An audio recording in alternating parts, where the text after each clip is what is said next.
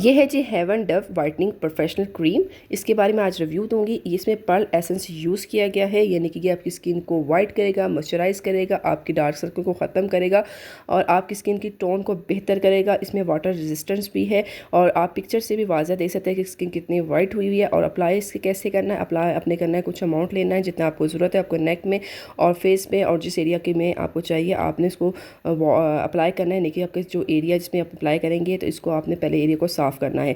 तो मैं कुछ अमाउंट लेके आपको दिखा देती हूँ अपने हाथ में। जब आप उसका अमाउंट निकालेंगे तो ये वाइट कलर की प्रोडक्ट होगी और इसको आपने अच्छी तरह मसाज कर लेना है। अभी मैं अपने हाथ में इसको मसाज करके आपको दिखाती हूँ। आप देख सकते हो मसाज करने के बाद मेरा जो हाथ का कलर है वो थोड़ा ग्रे टोन में चला गया है। अगर आपकी बहुत वाइट स्किन है तो आप इसको यूज़ करें, ये बहुत अच्छी क्रीम। और अगर आपकी गंदमी है तो आपने इसको यूज़ नहीं करना, ये आपके ग्रे ले जाएगा। अगर आपको ये प्रोडक्ट लेनी है तो नंबर नीचे डिस्क्रिप्शन में मौजूद है।